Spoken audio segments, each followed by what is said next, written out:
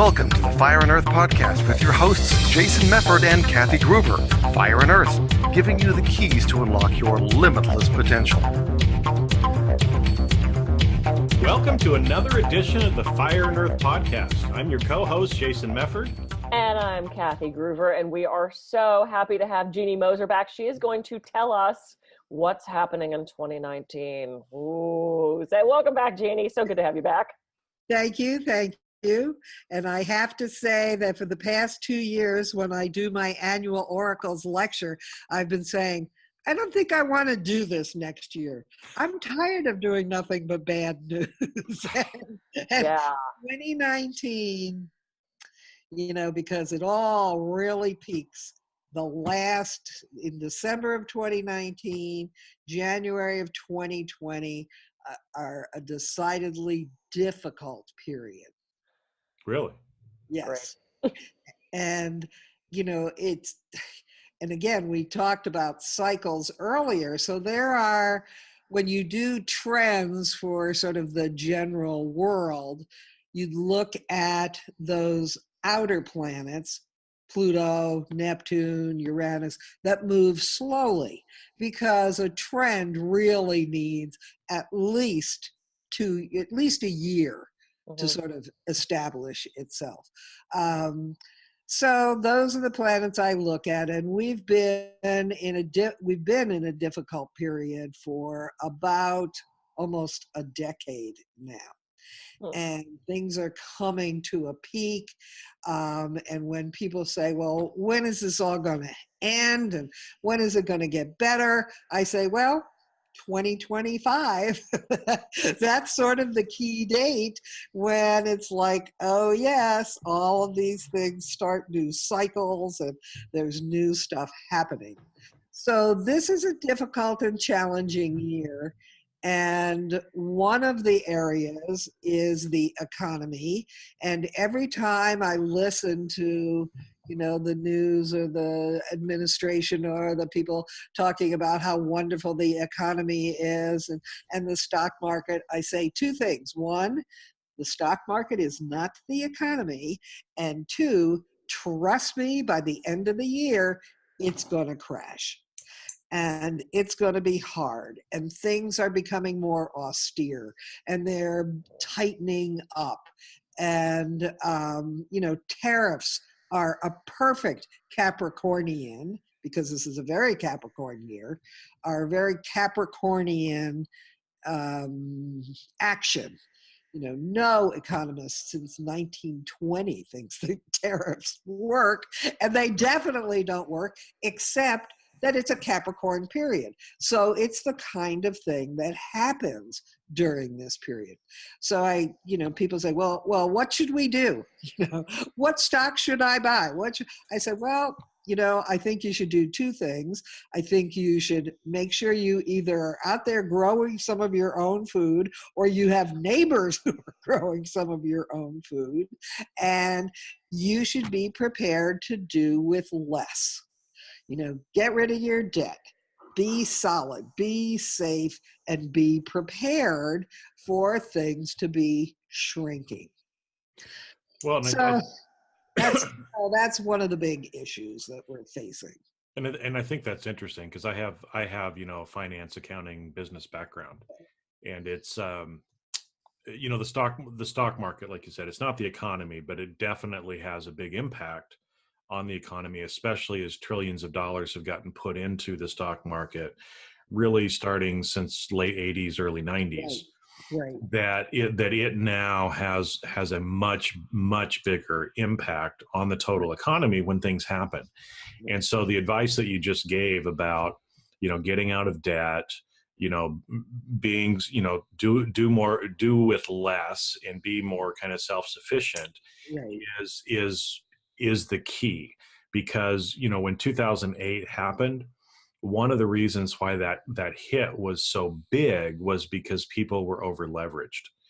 And so when that happened, when all of a sudden the economy did start to go down, people were losing their jobs, and we had this trickle down effect. All the people that were super leveraged were losing their homes. Yep. They didn't have any. We've gotten into a very consumer-driven economy. I remember, George W. Bush saying one time, we're going to spend our way out of this recession, Right. and encourage the American people to get out there and buy a bunch of shit, because that's Yep. going to get us out of the recession. And economically, yeah, that's how GDP works, Yeah. right? But it's not sustainable as we have seen. Right. So wise advice to not be over leveraged, try to be more self-sufficient, be willing to do with less, because we can still get by with less. Right. And that was another one of my predictions. I should have my own TV show because I called the crash, again, almost to the day. And in fact, the real estate crash, which happened about 8 months earlier, my sister was in Florida selling real estate. And I called her and I said, Barb, you will not sell another house after February 17th of whatever year it was, I don't know, 2008. And she didn't, and closed up her business and moved to Berkeley Springs. It was like, okay, there's somebody who's smart. So it's very disturbing, and particularly when what the stock market also does is create a huge psychological impact. When people look at the stocks going up and it's like, look, people get a grip. What does that do for you again? Tell me. It's all paper money until you sell it. Right. Right. It is that feeling. It's that, when you get the ping that someone liked your Facebook page, you get that rush of, oh, my stocks are up today, and that's right. false, because you're right. Unless you sell it, it's, right. I remember when I had baseball cards as a kid, because I was that kid. And I remember I had some, like a rookie Ricky Henderson card, and I looked in the book and it was worth $22. And I was so excited. My dad goes, it's only worth $22 if you sell it to someone that'll pay you $22. Right, exactly. I'm like, but the book says it's worth $22. It's like, I didn't know what the hell. But you get that now. Yes. Jeanne, one thing I remember you saying as I was listening to the CD of 2019 was that there are no planets in air. Is that what it was? There's no Correct. Logic and reason and intelligence right now. That's right. No planets in air until, I don't know, sometime I think in 2021, something like that. So that means there's no reason out there. People are not reasoning. They're not being, logical. And that really, if there is one villain, astrological villain in our current reality, it's Neptune, which is all about vague and dissolving boundaries.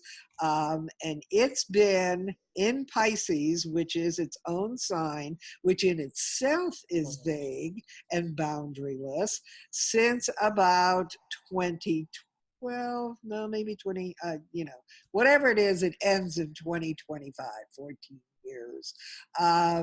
So Pisces, Neptune in Pisces is all about things are not as they seem. Everything is true and nothing is true. Fake news is all about Neptune and Pisces. It's all the lies. It's all the vagueness. And that continues until 2025. And even more discouraging, so to speak, is the fact that Neptune in Pisces rules addiction and rules the current addiction epidemic. Again, it's not going to be gone till 2025. And we're going to lose basically an entire generation. And then the final thing is all of this madness. When you read about these horrific events, these mass shootings where everybody is looking around going, why did they do that? It's because people's mental boundaries are dissolving. And that makes them very susceptible to all of this garbage that's being put out there, that people who are reasoning and are capable of critical thinking might dismiss, but people who go in with weak brains and then have them weakened by Pisces can be swept away. And so when I read about those things, I say, demons are afoot, and they're out there permeating the weak consciousness. That's why it's important that people aren't out there saying all of this stuff. It's just So damaging. So that continues till 2025. That's an encouraging thing. One of the other big new cycles that started this year, actually had a little preview in 2018, has to do with the planet Uranus, which is all about upheaval and dramatic change.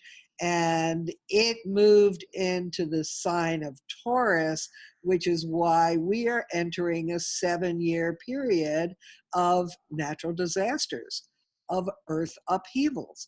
And we're going to, I mean, you can look at the news. The Midwest is underwater. There are huge floods in Africa. There are typhoons. It's like every day. And there are several problems related to that besides the crisis itself that link back into the economy. And, nobody's talking about who's paying for these disasters. How many insurance companies have to be on the edge when they're paying out these millions of dollars? Well, when you lose an entire town in California. Yeah. Oh, yeah. And now a lot of these people are having trouble with the insurance companies getting their house rebuilt and getting FEMA to help. I mean, it's a mess when you lose tens of thousands of homes in like a day.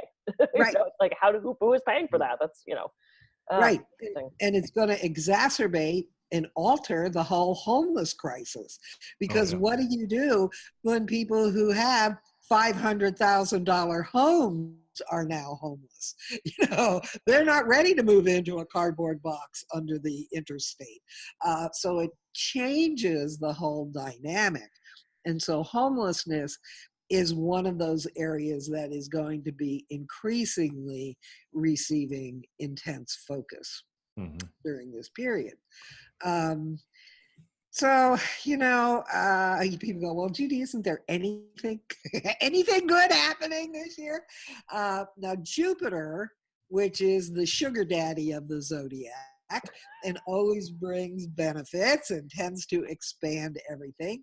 Jupiter, and it's got like a 13-month cycle, or a 13-month period in a particular sign. And it's really right on.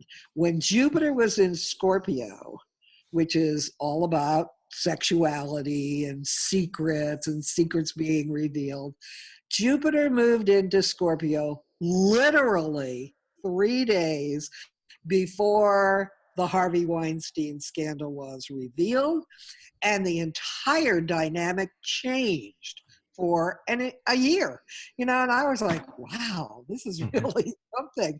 And then when Jupiter moved into Sagittarius, the day after the midterm elections in 2018, it was like, okay, because Sagittarius is all about the quest for truth. It's all about investigations and, inquisitions. And that's all that's happened since then. I mean, it's like that's all that anybody talks about.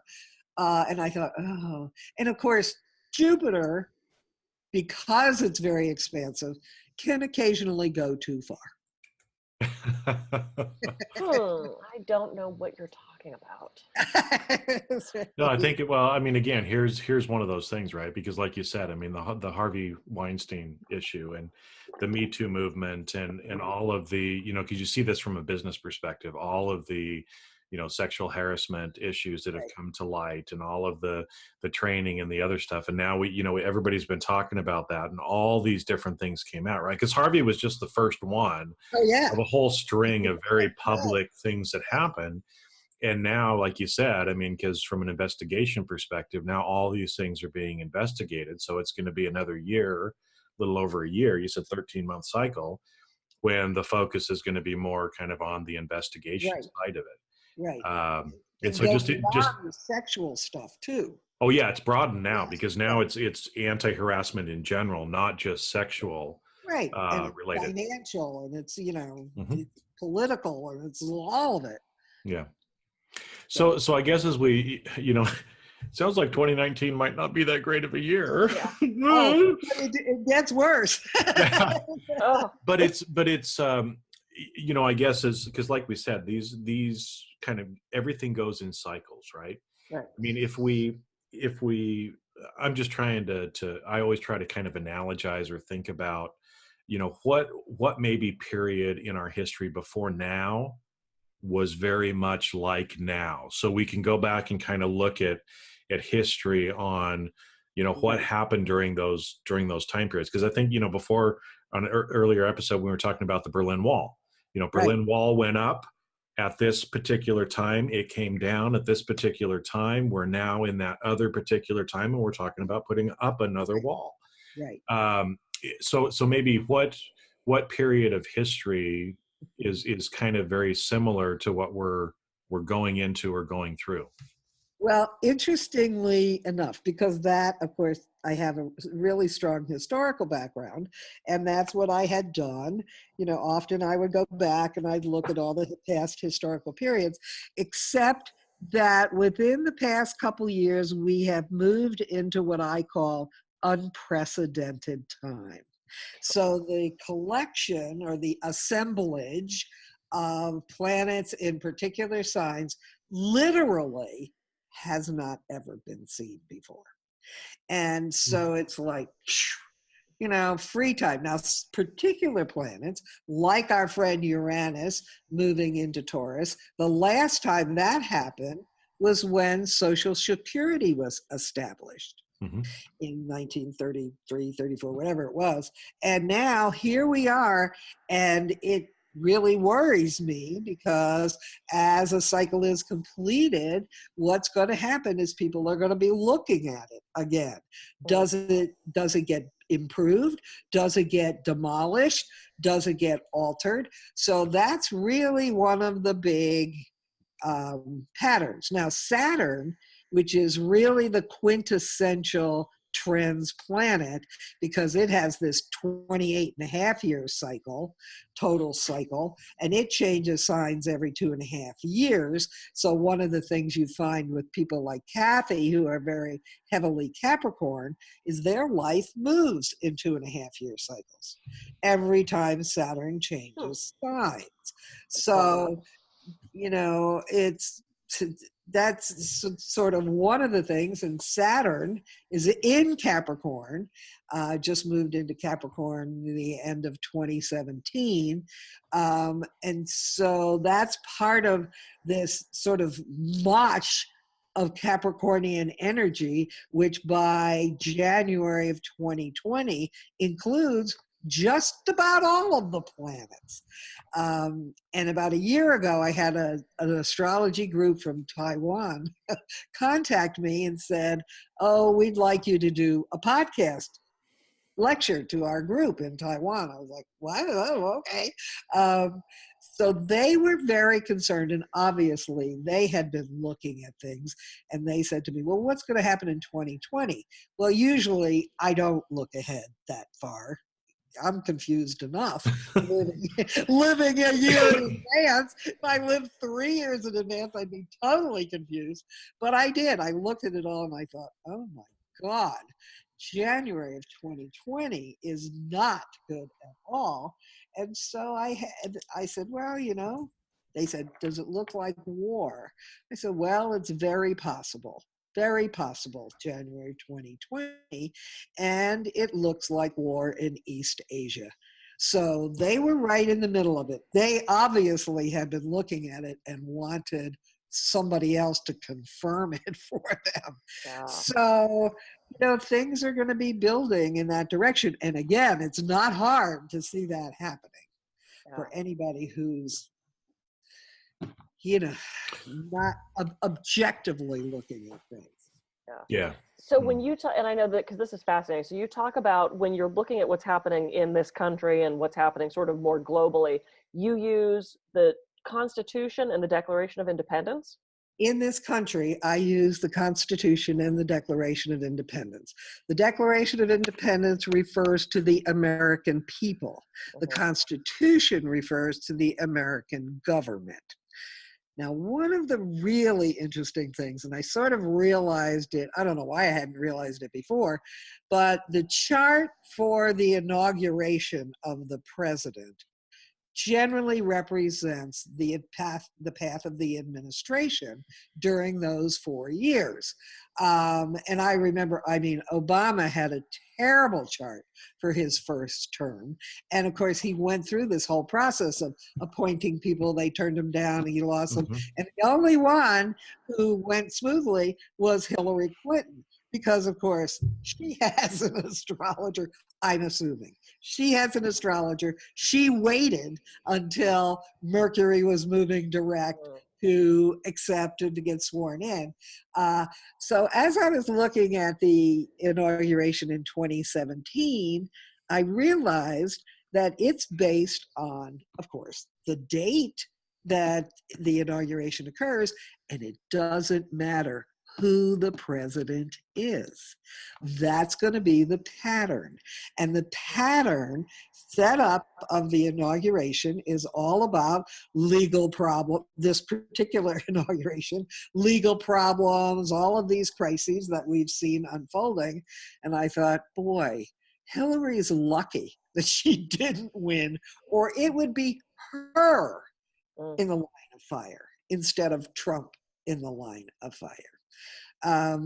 So both the Constitution charts and the Constitution chart and the Declaration of Independence chart, meaning the United States, are both in a difficult and challenging economic position, which just sort of reinforces all of that Capricorn energy. And that's what, that's why I feel confident in saying, trust me, people, really, I have no skin in this game except to say, this is what the stars say.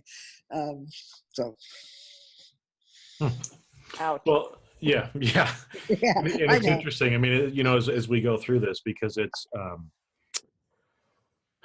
and while we may not be, obviously we cannot control what goes on across the world. We're not the president or, the prime minister, or whoever of these different countries that's going to be the ones that are actually deciding and making those decisions. But we do have control over us personally. Right. And so again, it's, because I've dealt a lot with risk management from a business side, right? And so a lot of these things that you're talking about, it's like, yep. If you're watching from a risk management side, it's like 2008, no surprise to me either, right? I wasn't reading the stars, but I was seeing what was going on in the economy. Right. I could tell that was going to happen. And I know that when this next thing happens, which is probably going to be sometime in 19 or early 20, it's going to probably be worse than 2008 was, because the problem is, debt and everything else has gone up even more than it was, and a lot of the things can evaporate very quickly. But to try to, because obviously we don't want to leave the listeners on this, oh man, this sucks, I might as well just go back to bed, never get out of bed, right? But it's about what we can do as individuals as well. Right. Because again, even kind of from a risk management perspective, every time an event happens, it is a threat to some people, but it is an opportunity to other people. Okay, there's both sides of it. And so like we'll take the natural disasters issue.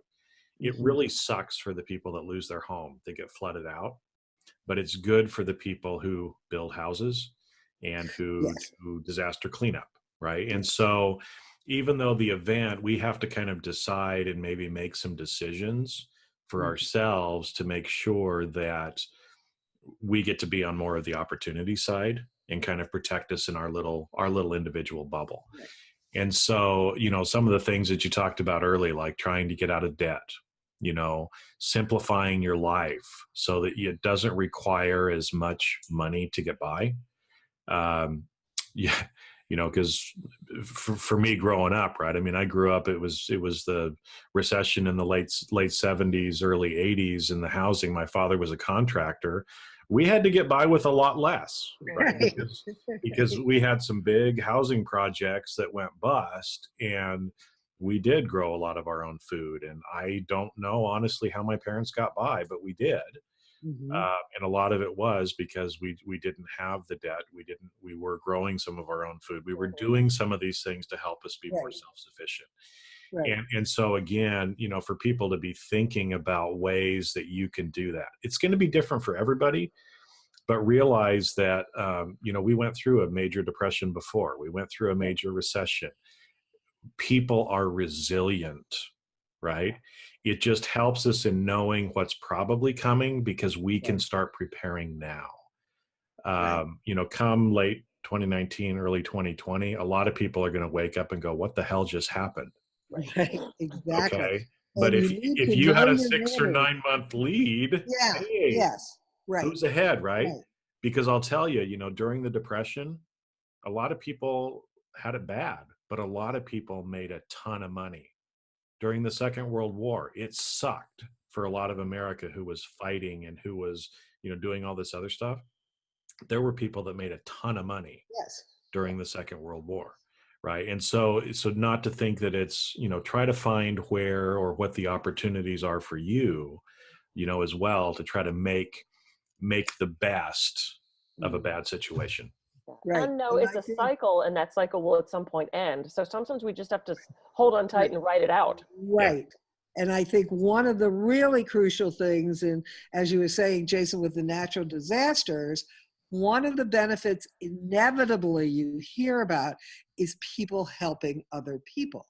Oh yeah. And that's really what people need to cultivate, is knowing your neighbors, understanding your community, how you can help each other, because that's going to become critically important. Every time I give my talks, I have all these people going, well, so Jeanne, what do you think about my moving to Berkeley Springs? And I say, well, the important thing about Berkeley Springs is we have these fabulous waters, the spring waters, that are not going to be damaged because they're millions of years old. They're deep in the ground. So, that's going to be there. And Berkeley Springs is amazing if you've never been there. It's in many ways. freaking amazing. It's freaking amazing. So we just have a couple minutes left. Okay, so any final words about what's coming in the near future, Jeanne, that we need to be aware of? Well, I always like to finish my talks with fashion and culture. And with all the Capricorn, it was like, things are very name brand, things are very boring. Hey. But Jupiter moving into Sagittarius, all those casual clothes are coming back where they weren't last year. So, there's a good casual thread through 2019. What we're really going to see, and because movies are my business, is how the movies reflect the astrological shifts. So there'll be a few superhero movies dribbling because it's the Sagittarian energy, but mostly we're going to see, as we have seen, movies that say based on a true story. I mean, that's the trend. And they're not going to be necessarily happy true stories. So those are my two trends that I like to give people a little smile about. Yeah, good movies. I'm all for less superhero movies. More casual clothes. Oh, come more on. casual clothes. Casual clothes, yeah. my Capricorn clothes. Anyway, good. Oh, this was so exciting. So, Jeanne, if people want to know more about what's happening in 2019, and I know you do talk a bit on the CD about 2020 and 2025 because those are some big trends. How do they reach you, and how do they get this info? They can go to my website. There should be a place on there that says, how do you order? And that's starwv.com. If you're not able to maneuver that, then you can just email me directly. I'm star@starwv.com. And I'll tell you, send me a check at this address and I'll send you a CD. And it's a 90-minute CD and it's $20. And packed with info. Like I said, I listened to it twice because it's like you have to just sort of grasp all of it. And I take notes because you also go through each individual sign. So you said, what's coming for Capricorn, what's coming for Leo, what's coming. So that's really useful for me as a Capricorn. And it kind of helped set out what my year was going to look like. So really valuable info. And it's helping me make business decisions and relationship decisions. And, Why and then not I do have more info? I do a month by month too, and key days for certain things. And so everybody should feel relieved now that Mercury is out of retrograde as of yesterday. And so by the beginning of April, things will move forward again. You can make those deals. You can, just buy. Don't ever buy a computer or a car when Mercury is retrograde, because, it will be a mess. And it's actually, I just want to share something about that. I just signed with the Speakers Bureau, and I'm really excited about that. And she and I were going over some stuff yesterday, and I said, how's business? What's going on? She goes, I'm so frustrated. For like 2 weeks, these people sat on these 2 contracts, and nothing was happening. And I was saying, and I'm just laughing. And she goes, I was just getting so pissed. And I finally, yesterday, and it was the day Mercury was getting elevated, I finally said, you have till 5 o'clock today to sign these contracts. And I am laughing my ass off. And we were just on the phone, so she couldn't see my face. She goes, why are you laughing? And I said, oh, honey. I said, for the last couple of weeks, Mercury's been retrograde. It just shifted today. She goes, I just got the contracts in. I said, yeah, of course you did. And she should be happy that you didn't have all those contracts being signed and then have them fall through. Yeah, exactly. So anyway. I actually had a very similar discussion with one of my clients too. They're like, I don't know what it is about March, but nothing's really happened in March. Right. Okay. Yeah, it's all about Mercury. That damn Mercury. planet. Anyway, thank you, Jeanne, so much for being here. You gave us such great info. Thrilled to have you. I'm Kathy Groover. I can be reached at kathygroover.com. And I'm Jason Mefford. I can be reached at jasonmefford.com. So thanks again for listening to today's episode, and we'll catch you on a future episode of the Fire and Earth podcast. Take care, everybody.